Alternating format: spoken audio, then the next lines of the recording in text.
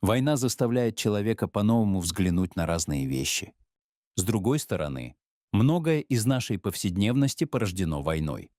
Например, такие привычные для нас сыр, вино, масло, селедка в банке и упаковка томатного сока на полке супермаркета. Все это дети войны. Давайте разбираться, почему. В современных гуманитарных науках есть такая редкая специализация — историческая макросоциология. Один из ее корифеев, американо-британский ученый Майкл Манн, является автором книги «Источники социальной власти», в которой приводит очень интересные расчеты. В частности, он рассчитал, почему древние империи Месопотамии имели определенные размеры. Оказывается, экспансию армий ограничивал один простой факт — вода. Как только ты отошел от реки или оазиса, то можешь в пустынной местности рассчитывать только на такое количество жидкости, которое несешь с собой. Поэтому каждый воин, кроме оружия, тащил на себе бурдюк с водой. Проблема в том, что ее хватало примерно на 3 дня. Более длительный поход становился небезопасным. И правителям, для того чтобы получить желаемое, далее приходилось уже не грабить соседние народы, а торговать с ними. Естественно, пытливый ум древнего милитариста постоянно стремился решить проблему снабжения. Без этого невозможна никакая экспансия. Причем делать это он, по-видимому, начал очень давно, задолго до образования государств. Охотникам и собирателям не нужно было отвечать на вопрос, где и как хранить пищу. Рыба в ближайших реках водилась в изобилии. Дичи в лесу полно. Плодов и ягод вокруг только руку протяни. Неолитическая революция изменила все. Конечно, люди убивали друг друга и раньше. Но начиная с позднего неолита война в современном понимании, как санкционированное обществом, организованное вооруженное насилие между независимыми группами людей, прочно прописалась в истории человечества. Примерно в 8-10 веках до нашей эры возникает земледелие. Появляются оседлые, окруженные защитной стеной поселения. Люди используют более совершенные орудия войны и труда, одомашнивают животных. А еще в этот период человечество находит первые решения проблемы длительного хранения продуктов, а значит, и снабжения армии во время долгих морских или сухопутных походов. В первую очередь это вино, сброженный консервированный виноградный сок, который не только приятен и полезен, но может быть использован для обеззараживания воды. Длительное время также хранились оливковое масло и сушеный хлеб-сухари. Далее, сброженное консервированное молоко, то есть сыр, некоторые современные виды которого живут до 20 лет. Потом вяленые или соленые рыба и мясо, из-за чего места добычи соли приобретали важнейшее значение. Все знаменитые швейцарские сыры, испанские хамоны и французские вина, родом из той далекой древности. Они же являются и прототипами современных армейских сухпайков. На учениях в пустыне солдаты израильской армии питаются исключительно ими. Комплексный обед в термоупаковке, пачка сока, порционные стики с кофе и сахаром, консервированные фрукты — ничего лишнего. Но если у французского солдата обнаружите в рационе паштет из оленьего мяса, не удивляйтесь. Это не только потому, что французы большие гурманы. Просто это мясо не слишком жирное и почти не портится.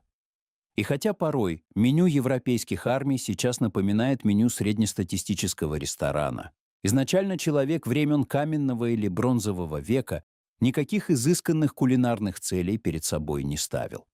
Производство вина и сыра были продиктованы чистым прагматизмом, хотя этим продуктам и приписывали божественное происхождение. Например, изобретение сыра древние греки считали делом рук богини Артемиды. Бог Дионис изобрел виноделие и пиво. Последнее также часто использовали как консервант, поскольку было замечено, что плавающие в пиве продукты не так быстро портятся. Если не считать предметов роскоши, то вино, сыр, оливковое масло, соленая рыба и металлы — все это были стратегические товары, которые оставались главными объектами древней средиземноморской торговли, являвшейся естественным продолжением войны. В миросистеме Бронзового века, возникшей на огромной территории от Афганистана и Южного Урала до Дании и Скандинавии, эти товары играли колоссальную роль.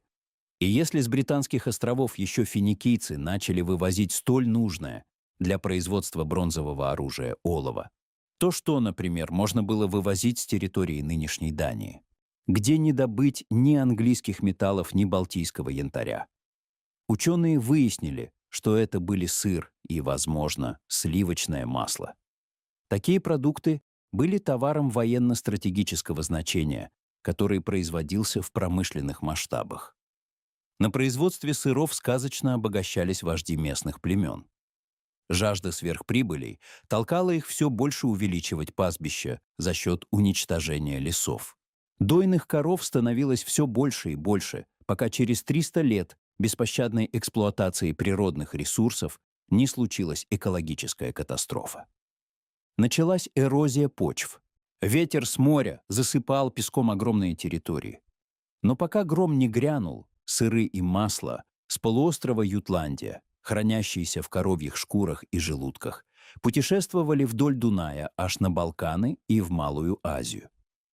Конечно, по этому пути шли не только сыры, но и, например, прибалтийский янтарь, соль, олово и серебро из месторождений в Альпах и Карпатах.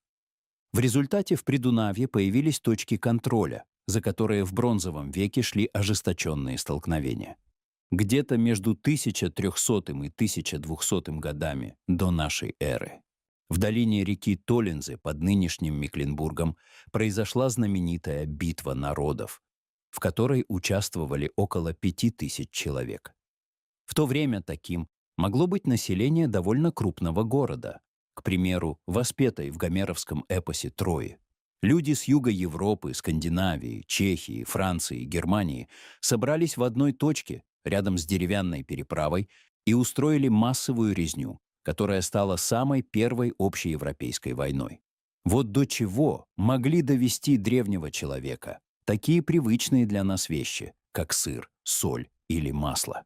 К концу Бронзового века сыр был одним из самых распространенных товаров в морской торговле по всему Средиземноморскому региону. В городах-государствах Месопотамии он стал одним из столпов кулинарии и религиозной жизни. Правительства даже устанавливали специальные квоты на сыр. Без него были невозможны древнегреческая или древнеегипетская домашняя трапеза и военный поход. Сухой сыр, или, как его называли, cassius aridus, был важнейшей частью рациона питания полумиллиона солдат, охранявших границы огромной Римской империи. Уже во времена Цезаря было известно более 10 местных итальянских сортов сыра. Постепенно страсть римлян к сыру переросла в настоящий бум. Его привозили из Малой Азии, Крита, Галлии, Швейцарии. Усовершенствовав технологию хранения и приготовления сыра, римляне для его производства использовали молоко различных животных, даже ослиное. С падением Римской империи и христианизацией Европы кое-что в производстве стратегических товаров изменилось. Строгий монастырский устав запрещал мясо. При этом монахи имели массу свободного времени. Самое время начать экспериментировать с сырами. В итоге именно европейское средневековье дало нам такое невероятное сырное разнообразие. Правда, война и сыр по-прежнему, как и в эпоху Бронзового века, шли рука об руку. В швейцарских Альпах сыроварение стало невероятно прибыльным делом. К концу XIV века в городке Грюер сыр стал приносить такой доход, что за контроль над торговлей этим продуктом соседи развязали войну. Со времен резни на речке Толинза, произошедшей за 2600 лет до этого, ничего не поменялось. В средние века по сравнению с античностью не сильно изменился и рацион солдата. Разве что в период позднего Средневековья к нему добавилось сало. Запорожские казаки брали еду на несколько месяцев с учетом долгого ее хранения. Сухари, сало, мука, обязательно крупы. Сухари при этом в европейских армиях никогда просто так не ели, потому что их постоянное употребление вызывает диарею. Высушенный хлеб всегда добавляли в общий котел вместе с крупами, салом, засоленной рыбой или солониной. Знаменитый запорожский кулеш в этом смысле является одной из разновидностей общеевропейского армейского супа. Не стоит напоминать, какую роль для успешного сражения играли продовольственные обозы. Их потеря означала, что армия обречена. Именно постоянная нехватка съестных припасов, а вовсе не слабость легионов, приводила римлян к тяжелым поражениям в войне с парфянами. А те, в свою очередь, очень серьезно относились к фактору еды, планируя свои атаки с учетом привычек римлян плотно завтракать по утрам. «Армия марширует, пока полон желудок», любил повторять Наполеон Бонапарт. Собственно говоря, при нем и началась новая эра в истории консервации. В 1810 году император наградил 12 тысячами франков кондитера Николя Франсуа Аппера за разработку способа хранения припасов в герметичных прокипяченных жестянках. Мясо с подливкой, бульон, зеленый горошек, вишни, абрикосы. Все это в консервированном виде прекрасно сохранялось после пастеризации в течение 8 месяцев. Таким образом, впервые за многие тысячи лет у солдатского рациона появился шанс выйти за рамки сала, сыра, сухарей и соленой воблы. В XIX веке французские опыты с армейским пайком казались настоящим чудом. Настолько, что Наполеон наградил изобретателя титулом «Благодетель человечества». Правда, в его армии приняли новшество настороженно. Даже на войне французскому вкусу оказалось не так легко угодить. Солдатам откровенно не нравилось консервированное мясо. Эксперименты со снабжением продолжались и за пределами Франции. Немцы, а вслед за ними американцы, отдавали предпочтение так называемому мясному экстракту лейбиха. Это был выпаренный крепкий бульон, который имел омерзительный запах и не слишком приятный вкус. Но деньги, которые сулили военные заказы, были огромны. И это лучше всего стимулировало к поиску новых технологий. На мясе были испробованы все известные в XIX веке химические вещества и соединения. В США был запатентован, например, такой способ. Вареное мясо опускали в сладкий сироп и высушивали, в результате чего продукт покрывался непроницаемой, хотя и довольно хрупкой коркой. Но со временем все поняли, что лучше метода француза Аппера, который постепенно усовершенствовали англичане. Ничего не придумаешь. Таким образом, если не причислять к настоящим творцам войну и борьбу за ресурсы, то огромному числу продуктов на полках супермаркетов мы обязаны Дионису Артемиде и повару Апперу, который, возможно, не меньше, чем его мифические коллеги, достоин обожествления. Если вам понравился наш рассказ, ставьте лайк и подписывайтесь на канал, чтобы не пропустить новые захватывающие истории.